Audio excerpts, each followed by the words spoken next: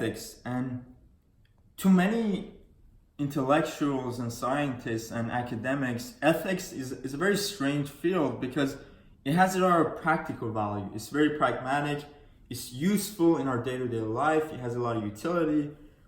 And in order to talk about ethics in philosophy, we have to first sort of construe it as what does ethics mean in an environment or in a society in which social values and cultural values and historical contingencies create everyone's conception of ethics differently. Someone's ethics in Somalia or Bangladesh or China might be completely different than someone's ethics in Los Angeles or somewhere in India or northern Nepal. So ethics is really anchored in some real sense to your culture, to your social hierarchies, to where you live. It's a very subjective domain, but I'm going to talk about ethics from the point of view of Western philosophy, which had its roots from one of the main thinkers of ethics, Aristotle. And to Aristotle, ethics was very practical. To Aristotle, ethics was not so much about what the right course of action is in any instance, but what would a good person do at any instance. So in Aristotelian virtue ethics, which we call it virtue ethics, the primary goal is not to view that at any given moment, what does the individual have to do, but it's more about agent-based ethic. A good action is that which a good person does. So virtue on Aristotelian domain is building yourself up, cultivating strengths, preserving your strengths, rectifying your weaknesses, working on your vices, and habituating yourself to habitually do the right thing. That's ethics in Aristotle. Aristotle viewed the human project through their function as telos. To Aristotle, the function of a window was to open up and close. The function of a car is to drive.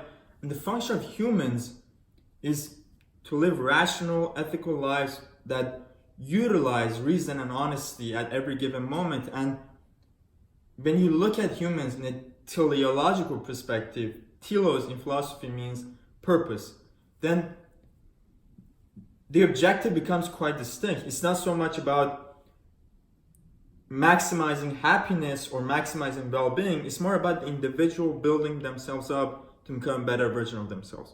That's Aristotelian ethics that we call in philosophy agent-based ethics, which many philosophers like Alistair McIntyre and Martha Nussbaum, these are all virtue ethicists.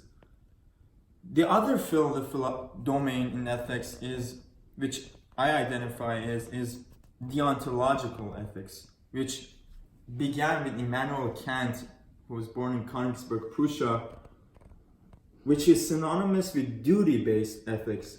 And duty-based ethics views humans as rational agents capable of free choice and capacity to conceptualize about the world. To Immanuel Kant, deontology means acting according to duty. We have a moral duty to act as if the maximum of our actions were to become a universal law. This is called in Kantian ethics as the categorical imperative. And the categorical imperative is a theory that says every moment before you make a decision, you have to think about, is this the best humanity has to offer? Is this the decision that I approve of everybody else doing it? Is this the best expression of psychological, moral, spiritual dimension that humanity has to offer in the day-to-day experience? That's Immanuel Kant's deontology. Deontology itself has many forms. We call it divine command theory, that the right thing to do is commanded by God. So to do the right thing is do that which God wants. There is neo-Kantianism. There is,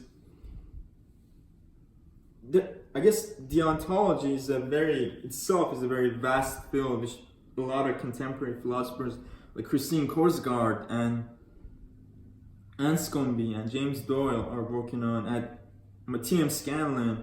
So deontology is duty-based ethics. Virtue ethics is based on character. Then we come to a very seemingly, to many philosophers, it seems very notorious field of ethics that we call utilitarianism.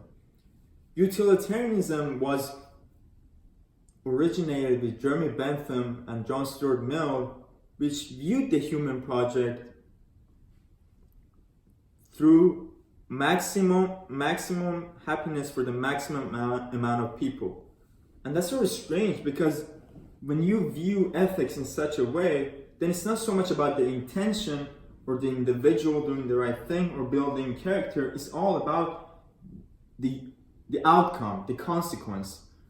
Utilitarianism, whether it's act utilitarianism or real utilitarianism or ideal utilitarianism, is predicated on the consequence about something, on an outcome. That's why we call utilitarian consequential ethics.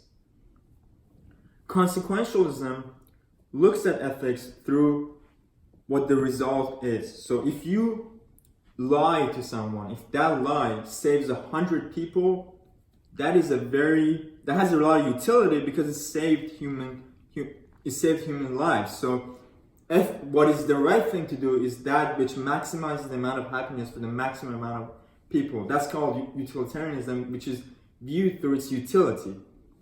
These are the three main domains of ethics: virtue ethics, deontology, utilitarianism, which themselves have different sub-branches, which I'm going to talk about in the next videos. Thank you very much.